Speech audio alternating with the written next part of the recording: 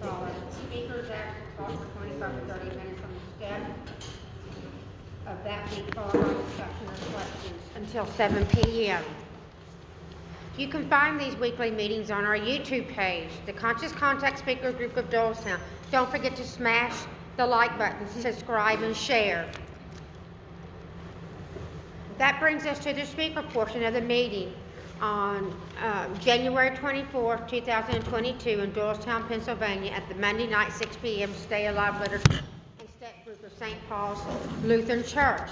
Tonight's speaker is Maureen, and she will be sharing her experience on step 4. Let's all give her a warm welcome. Thanks, everybody. Hi, everybody. I'm an alcoholic. My name's Maureen. Hi, Maureen. I just got asked to speak on this step 5 minutes ago, but thank you for asking me. It's always great to be in service, and I was told to never say no to AA, and I just showed up here, and here I am, and I'm excited to be here. So I'm excited that this is up on step 4 too, because step 4 was a turning point in my sobriety. Without step 4, I would not have stayed sober. I'm pretty convinced of that. And when I first came into the program, a lot of people made a big deal about it and pumped it up to be something more than it actually was. And a lot of people who were new to the program seemed scared of that step because it was a searching and fearless moral inventory, and you were supposed to write down all the things that you did wrong in your life, and you know what, I didn't really think too much about it because it's a 12-step program and you got to do all 12 steps, and that was just one of the steps that I knew I needed to do, and it was just something that I had to do. And it's funny because prior to coming into the program, I never did anything remotely like a searching and fearless moral inventory of myself. I was never reflective of any of my behaviors or any of the problems in my life. It was always outwardly directed. I was always blaming you or the situation, or it was always somebody or something else. And I never took a look at myself. And I thought that, when I was going to write down all the stuff I did, in my 4-step, it was going to be like a therapy session, and it was not a therapy session. For me, prior to coming into the program, I had been to lots of therapy that my parents sent me to try to fix me, and basically I wasted their money and complained about them to the therapist for an hour and then went home. And I used, I would go to the psychiatrist too, and then lie to them about, what was going on with me, lied to them about my drinking, and then just get drugs from them. And I never thought that I was the reason for a lot of my problems. And just real quick, I'll qualify, my sobriety date is January 21st of 2007, so I just celebrated 15 years. And I came into the program, like most of us, broken, spiritually, mentally, physically. It's funny because I just came back from a 2-day trip to Florida.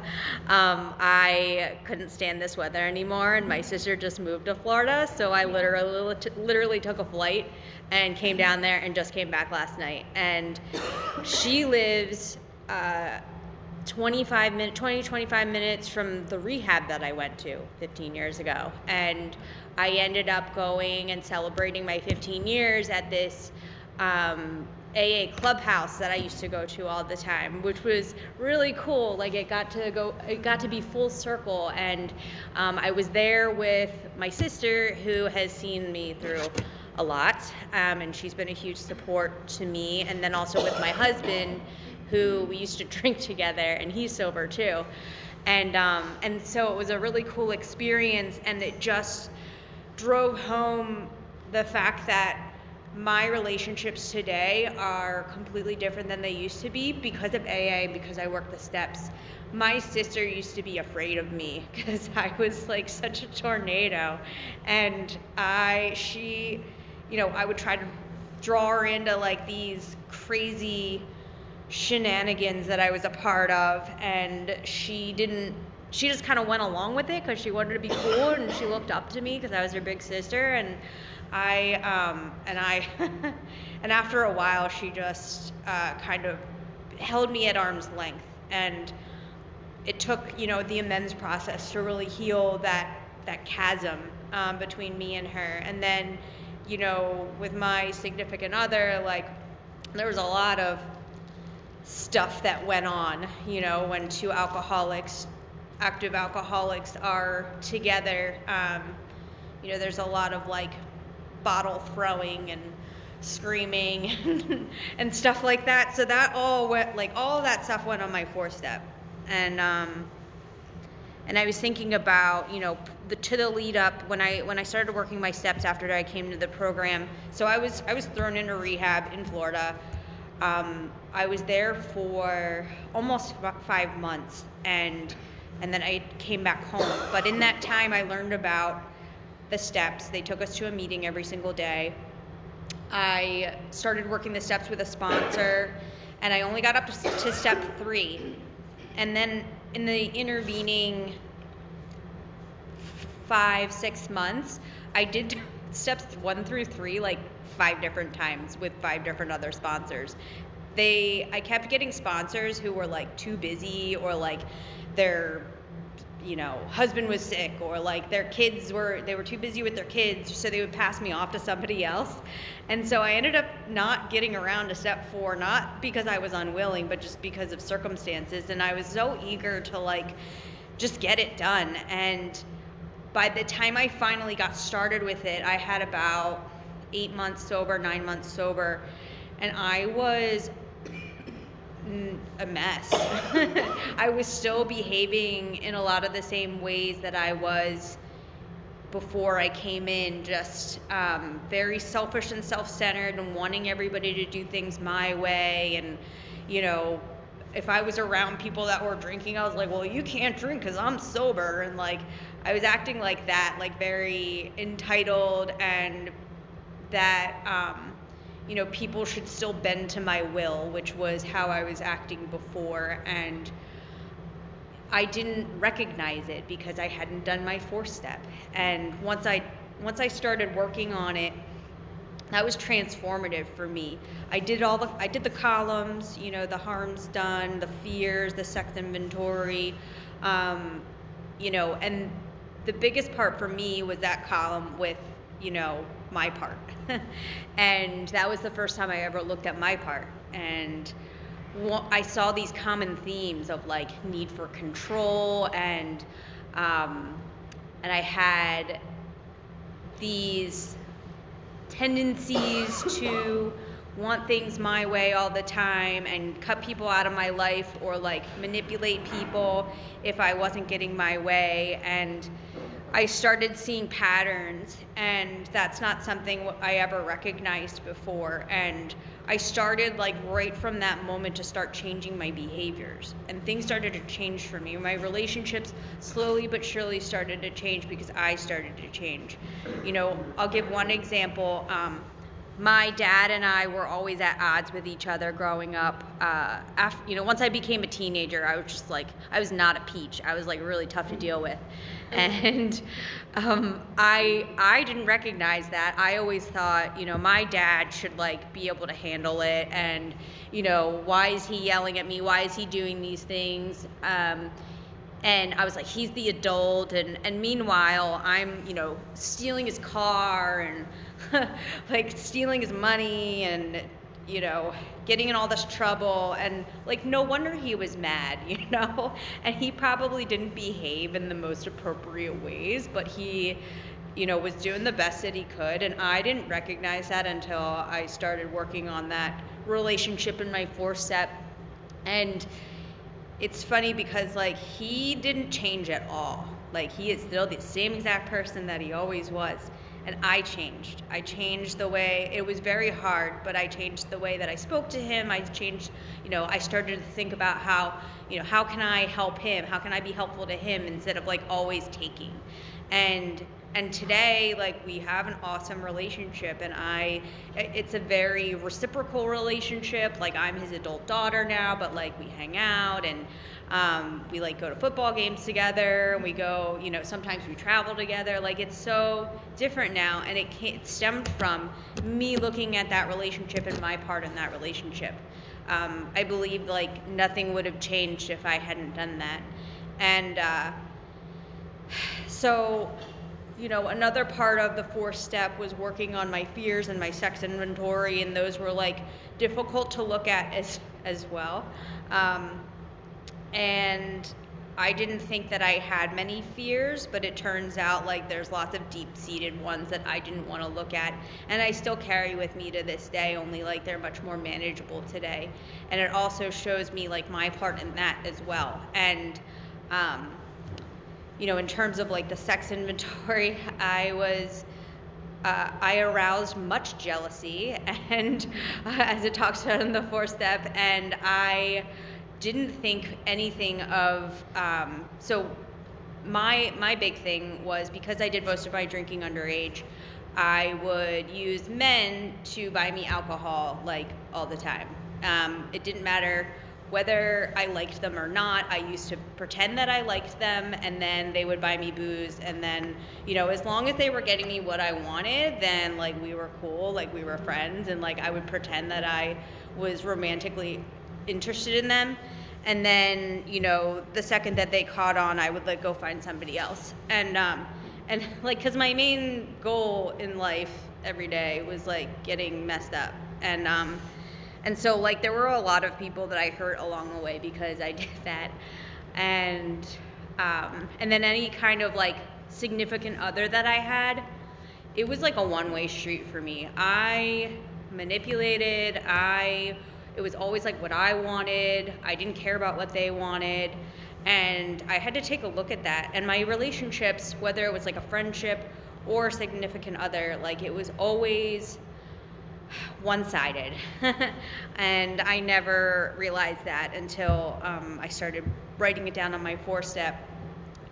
I have, so my parents used to so we went down the shore every year for years and years when I was growing up. And my parents used to let me and my sister take a friend, down with us during the week that we were there. And every year my sister brought the same friend. She's been friends with her for like 20, 30 years, since they were little kids. And I brought a different friend every year. And my dad pointed that out, and he was like, "Are you friends with these other people anymore?" And no, I wasn't. And I didn't notice that until he pointed that out. And this was, I was probably like 16 or 17 at the time when he mentioned that. And I didn't realize that I was the common denominator. I would always have blow-ups with these friends, I would be able to only hold friendships for like maybe 6 months to a year until they got sick of my BS and didn't want to deal with me anymore. And so, these were some patterns that I picked up on, when I wrote out my 4th step. And now I have friends that I've been friends with like my whole sobriety, and people who, I became friends with in different moves of mine. I used to live in California too. And just people who like I care about, and like we love each other, and who aren't mad at me, who I didn't burn that bridge. And that's not something I experienced before. It was always like, oh, I hate them now, like they suck. Like it was always some issue with me and them. There was always conflict. And so I can't tell you how invaluable this step has been in my sobriety, and it really changed how I interact with other human beings. And now, I have that awareness that I didn't have before, and I'm so grateful for it.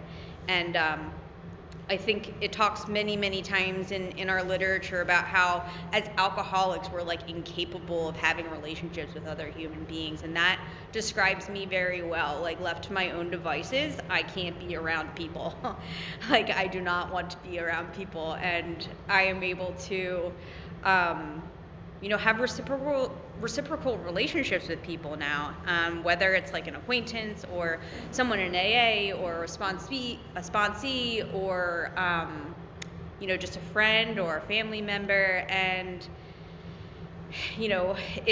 it makes my life a lot easier. I think most of the problems I have today, I don't cause myself anymore. And the problems that I do have, I'm better equipped to deal with them, and to address them, and instead of just sliding them under the rug. And once you do your first 4-step, like, that doesn't have to be the end. I've done a 4-step a few times in sobriety, and each time the list gets a little bit smaller. And I will say that the second time I ever did a 4-step, it was really difficult for me, because the things that I put down on that 4-step, I did stone cold sober. I can't blame the alcohol for those things that I did in my second 4-step, and that was hard for me to look at.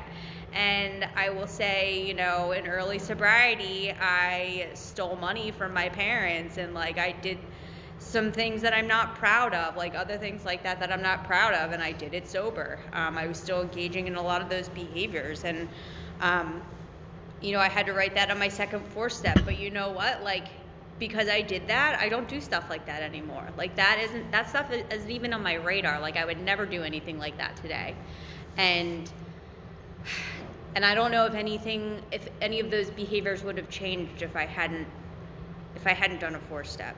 So, I'm trying to think of what else I can say about the 4-step. So, yeah, I'll talk a little bit about, how things have changed over the years in my sobriety. Just the growth that I've been able to see from myself, and also, I'll also talk about my experience in working a 4th and 5th step with a sponsee. And one of the things that I noticed, I've worked with a lot of girls in my sobriety, and it's such a joy to be able to do that. And regardless of whether they stay sober, I stay sober, and that's why I do it. A lot of women that I start sponsoring will do the first 3 steps, and then I never hear from them again. Which is a shame, because they don't get to experience the miraculous change that can take place as a result of sticking around and working the steps. And a lot of times they just aren't ready. I've actually had girls work a couple steps with me. I was their first sponsor, they're young, and then I see them a couple years later. And sometimes, they'll say, you were my first sponsor, and I'm really grateful that, you planted the seed, and, you showed me the ropes. And that's really all I can ask for. If I do start to sponsor somebody and they don't stick around, I'm like, well, maybe they'll come back later, and maybe I shared something with them that will stick with them. And then, the times when I'm able to do a 4-step with someone, it's really cool to see, if they've really dug deep and did a thorough 4-step. It's amazing just to see the change and the relief in them. And, it's something that I can share with somebody, and share with how important it was for me, so that it can give them confidence to do it, even if they might be a little fearful of doing it, and sharing those deep, dark secrets with another person. And I try to be, I'm not a therapist. I'm just an alcoholic who's trying to stay sober. And so, there's definitely some things that I've heard from other women that I'm not really equipped to address. And so when they share those things with me, I'm able to point them in the right direction, either to somebody in the program who has experienced the same thing and stayed sober through those experiences, or I work in behavioral health care, so I can give them the name of a really good therapist, because there's certain things that I'm not gonna touch with 10-foot pole, but I know that because they shared it with me, and it's been keeping them out for so long. That's something that I need to make sure that they address, and that I know what I'm able to handle and what I'm not able to handle. So I think that's important too, when you hear somebody's 4-step and they talk about like something that you have no experience in, I think it's important to point them in the right direction of maybe some outside help or something, because that can keep people out. I know that my husband has a sponsee that, you know, he's older and he's been hanging on to some deep, dark stuff that he hasn't addressed for a long time, and Tim is like, I don't know anything about this stuff. And I'm like, well, you know, here's the name of a couple therapists that he can reach out to, you know, because that keeps people out. And AA can't solve all your problems, but, you know, it solves a lot of them, but there's some things that I feel strongly that, you know, outside help might be needed. So that's some stuff that might come up in a 4-step that I've seen.